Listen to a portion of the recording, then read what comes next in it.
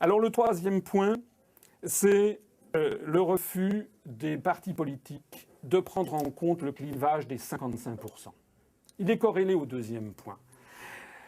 Comme je le dis, j'essaie de le rappeler souvent, 55% des Français ont voté non à la Constitution européenne. Or, ces 55%, c'est d'après des sondages sociologiques qui ont été faits après les élections, c'est en gros 33-35%, en gros, d'électeurs qui se situent eux-mêmes à gauche ou à l'extrême gauche, et c'est environ 20-25% d'électeurs qui se situent eux-mêmes à droite et à l'extrême droite. Donc quand on dit c'était un non de gauche, c'est faux. Quand on dit c'était un non de droite, c'est faux. C'était un non de tous les Français qui veulent, en fait, sans savoir l'exprimer, qui en fait entendent faire en sorte que les Français soient maîtres chez eux. Voilà.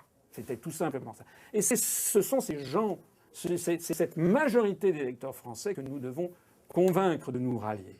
Et une fois qu'on a dressé ce constat, il n'y a plus photo.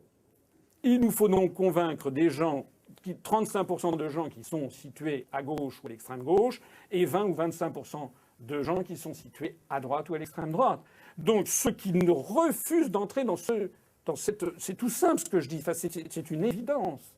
Mais ceux qui se disent non, je vais quand même me classer à droite ou je vais quand même me classer à gauche, en réalité, sabotent l'objectif qu'ils prétendent rechercher.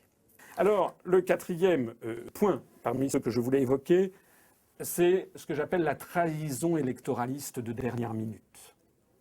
Tous les mouvements politiques, les groupuscules et les souverainistes, notamment, sont parmi les premiers à faire ça, après avoir pris des postures prétendument gaulliennes pendant plusieurs mois ou plusieurs semestres.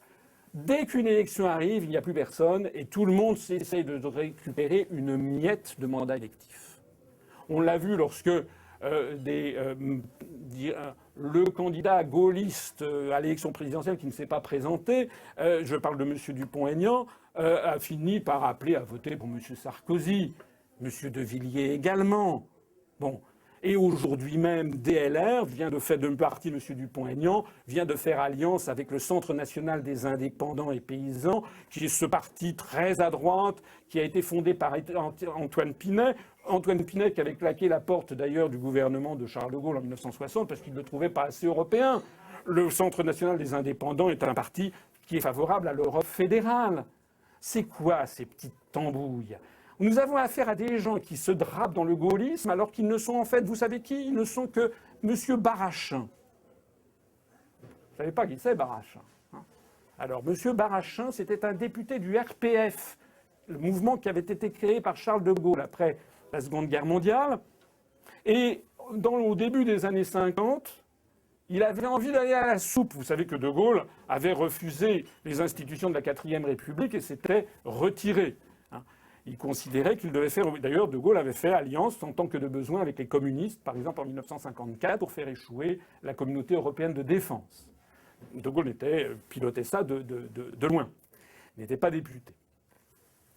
Eh bien, M. Barachin, avec 70 députés du RPF, a considéré que quand même, avoir cette intransigeance, c'était quand même un peu beaucoup. Ils ont quitté le RPF et ils sont allés où, d'ailleurs ? Ils sont allés à la soupe. Édouard Barachin a eu un petit poste de ministre en 1953, quelque chose comme ça. Et ils sont allés où en quittant le RPF ? Ils sont allés au CNI, justement.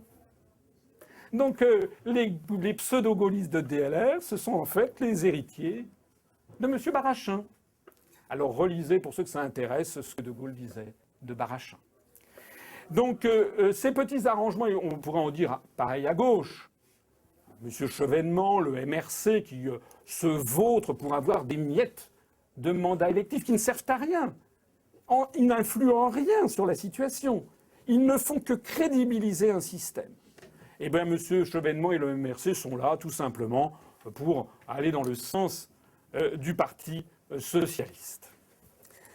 Le cinquième point, alors autant vous dire que ça n'est évidemment pas le genre de l'UPR. Puisque nous avons créé justement notre mouvement politique sur la droiture et la rectitude électorale. C'est-à-dire que nous ne faisons et nous ne ferons jamais alliance avec des gens qui sont favorables, si peu que ce soit, à la construction européenne. Le cinquième point, c'est sur le refus de voir quel est le problème numéro 1 de la France. Quand je regarde les sites internet de tout l'éventail politique français, je m'aperçois qu'il n'y a que le nôtre où il est dit clairement que le problème numéro 1 de la France, c'est la construction européenne, puisqu'elle nous a privés de tous les pouvoirs. Quand vous allez en revanche sur les sites des mouvements souverainistes, vous avez en général des programmes, je ne parle pas des mouvements européistes bien entendu, mais vous avez en général des programmes, toujours dans ces mouvements, où on vous annonce des quantités de propositions, alors même que jamais ils ne pourront les mettre en œuvre, puisque ce serait contraire à nos engagements européens. Donc vous avez des partis qui proposent une TVA sociale, de remettre des droits de douane, de mettre, je ne sais pas, des frontières sur l'immigration, de relancer le pouvoir d'achat, de veiller à ce que l'euro ne soit pas trop fort face au dollar, etc., etc. Mais tout ça, c'est très gentil. Mais ça n'est plus dans le pouvoir des Français. En d'autres termes, tous ces mouvements politiques refusent délibérément de voir où est le problème. Et dans le meilleur des cas, vous avez quelques mouvements politiques qui, c'est le sixième point, c'est ce que j'appelle le renversement de la chaîne de causalité. C'est que vous avez dans quelques cas des mouvements politiques qui disent « bon ben, oui c'est vrai, peut-être que ça nous amènera éventuellement à envisager, si on n'y peut rien, peut-être, après beaucoup d'efforts, de peut-être envisager de commencer à sortir de l'euro et de l'Europe. » Et alors après ça, vous avez ces mouvements qui disent « vous voyez, on dit comme nous aussi on dit qu'on sort de l'Europe. » Non, pas du tout. Parce qu'ils ne prennent pas du tout. Nous, c'est notre engagement numéro 1, c'est le seul que nous prenons vis-à-vis des Français. Nous proposons aux Français, une fois qu'un gouvernement à majorité UPR serait arrivé au pouvoir, la première chose qui sera faite, c'est d'annoncer aux partenaires européens que les Français ont décidé de sortir de l'Union européenne et de reprendre leur souveraineté politique et monétaire en sortant également de l'euro. C'est notre engagement. On peut ne pas être d'accord, mais c'est notre engagement, c'est ce qu'on dit, nous. Alors, que les autres partis qui ne disent pas la même chose arrêtent de dire qu'ils disent comme nous, parce qu'ils ne disent pas comme nous. Eux, ils ne disent pas ça, ils disent nous, on veut relancer le pouvoir d'achat, nous, on veut faire ci, on veut faire ça. Mais je dis, mais où est-ce que vous dites que vous sortez de l'Europe? Ah ben oui, mais c'est évident. Non, ça n'a rien d'évident. Il faut que les choses soient claires et nettes. Je l'ai dit, c'était le premier point. Nous, c'est la clarté. Nous, on refuse toutes les confusions. Le septième point, c'est que nous essayons d'éviter deux problèmes d'optique. C'est ce que j'appelle la myopie et le presbytisme. En réalité, sur la scène politique française, vous avez 95% des Français qui encore sont un peu myopes. Ils sont myopes parce que la télé les rend myopes. C'est-à-dire qu'ils raisonnent sur un débat, à savoir si c'est M. Sarkozy, Mme Royal, Mme Aubry. Comme si c'était ça le problème. Heureusement, il y a de moins en moins de gens qui le croient, qui commencent à comprendre que les problèmes viennent d'ailleurs. Et c'est pour la raison pour laquelle nous sommes de plus en plus nombreux à venir à l'UPR. Mais il y a encore énormément de gens qui sont myopes, qui croient que le problème se situe là. C'est d'ailleurs là-dessus que table actuellement le système, puisqu'il n'est un mystère pour personne que le système a décidé que le prochain président de la République serait M. Strauss-Kahn, et que d'ores et déjà, on voit constamment une orchestration de la candidature Strauss-Kahn, comme on a eu à partir de 2006 une orchestration de la candidature de Mme Royal. Donc on va avoir, vous allez voir, dans les mois, les années qui viennent, on va avoir, tel des marronniers, des couvertures de tous les news magazines. Et si c'était M. Strauss-Kahn, et s'il faisait la différence, on va créer artificiellement, par des procédures qui sont des procédures, il y a des agences spécialisées, c'était l'agence de publicité Ogilvy qui avait fait ça pour Mme Royal, qui appartient à un groupe américain, enfin anglo-saxon plus exactement, du groupe WPP, dont le directeur est d'ailleurs l'ancien chef de cabinet du président Clinton. Donc c'était l'agence de publicité Ogilvy qui avait organisé la mise en crédibilité présidentielle de Mme Royal, avec la connivence et la complicité de tous les médias. Donc c'est ce qui est en train de se passer avec M. Strauss-Kahn. Alors ça, c'est la myopie. C'est les gens qui ne voient que ça et qui croient que la scène politique se résume à ça. Et puis vous avez les gens qui sont presbytes. Alors eux, ils voient pas ça, ils savent que tout ça est un théâtre d'ombre, mais eux, alors ils voient au loin. Alors vous avez un certain nombre de gens, je dis ça d'ailleurs sans mépris du tout, je trouve qu'ils ont d'ailleurs, c'est intéressant ce qu'ils disent. Mais il y a des gens qui ne parlent que du groupe de Bilderberg, des Illuminati, de Skulls and Bones, du 11 septembre, de la stratégie des problèmes monétaires, du capital, de la Fed, etc., etc. Tout ça sont des sujets d'une très grande importance, je le reconnais. Et comme je le dis, les militants de l'UPR ou les adhérents sont des internautes comme les autres.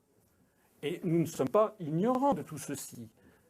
Simplement, ce que moi je dis, c'est que, je le dirai plus tard, nous essayons d'appliquer ce petit principe que le philosophe grec Socrate avait mis sur pied, qui est le triple tamis. Vous savez, Socrate, il avait un jour reçu quelqu'un qui venait lui dire « J'ai quelque chose d'horrible à vous dire sur un ami à vous, ben vous allez voir ce que vous allez voir. » Et Socrate lui avait dit « Minute. Est-ce que ce que tu vas me dire est vrai ?» Et le type a dit « Oui, enfin j'en suis presque certain, enfin on me l'a dit. » Ah, dit Socrate, ça n'est pas forcément vrai puisque tu n'en as pas la preuve. Deuxièmement, est-ce que ce que tu vas me dire est bon, est empreint de bonté? Ah ben non, c'est vraiment, ça ne m'intéresse pas, dit Socrate. Troisièmement, est-ce que ce que tu vas me dire est utile? Non, pas spécialement, c'était simplement pour t'informer. Et Socrate dit, si ça n'est ni vrai, ni bon, ni utile, je préfère ne pas le savoir. Alors nous, c'est un peu la même chose que l'on applique à tout ce qu'on entend sur la toile. Il y a des choses, je ne dis pas que tout ce qui est dit est faux. Hein. Moi, je dis simplement, parmi tout ce qui circule, nous, à l'UPR, on se focalise sur ce qui est absolument sûr et certain. C'est-à-dire que nos analyses, les conférences que je fais se fondent sur des citations absolument irréfutables et notamment non réfutées par ceux-là même que nous mettons en cause. Lorsque je cite le président des États-Unis, il ne peut pas dire qu'il n'a pas dit prononcer son discours. Lorsque je cite tel ou tel article du Daily Telegraph qui mentionne les documents, qui fait des citations des documents déclassifiés confidentiels défense de l'administration américaine, je cite la source, elle est irréfutable, il y a la citation même du texte. Donc ce n'est pas des analyses, des racontats, des on-dit. Donc ça, c'est une première vertu que nous nous imposons. Tout ce qui sort de l'UPR est vrai à 100%. Et nous avons les preuves. Premier critère. Deuxième critère, le critère de la bonté. J'apprendrai ça plutôt en matière politique, le critère du rassemblement. Nous ne voulons pas entrer dans des polémiques qui divisent. Nous souhaitons rassembler au maximum les gens. Donc, avant que de dénoncer telle ou telle chose, tel ou tel truc, on veut d'abord essayer, nous ne sommes pas naïfs, mais on veut essayer de rassembler les gens de bonne volonté dans un objectif qui est clair et net et très précis. Nous voulons sortir de l'Union européenne et de l'euro pour récupérer notre souveraineté. Point. Et bien de ça, il n'y a pas besoin de chercher midi à 14h. On n'a pas besoin d'aller fantasmer sur Bilderberg ou sur les Illuminati. Nous, on veut ça. C'est ce qu'on veut. Focalisons-nous sur ce que nous voulons. D'ailleurs, pour Bilderberg, il n'y a pas besoin de fantasmer sur Bilderberg. Il suffit d'aller à Davos et de voir quels sont les gens qui se réunissent à Davos. Ça, finalement, c'est leur problème. Nous, le problème, c'est ce qu'on veut, c'est ça. Et puis, le troisième critère, le troisième tamis de Socrate, c'est l'utilité. Ben justement, est-ce que c'est utile de parler de Bilderberg? Est-ce que c'est utile de parler de ci et de ça? Ça n'est pas utile pour ce que nous voulons. Nous nous concentrons sur la décision que les Français peuvent prendre tout seuls. Parce que si les Français décident de sortir de l'Union européenne, personne ne pourra les en empêcher, sauf à ce qu'on nous déclare la guerre officiellement et qu'on nous envoie des chars. Ce qui n'est pas forcément exclu d'ailleurs. Je ne me pense pas. Mais objectivement, nous avons le pouvoir.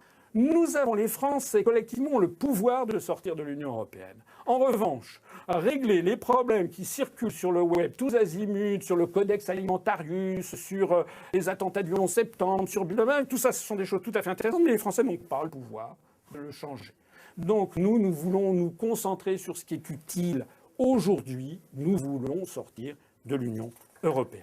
Donc ça, c'était le 7e point.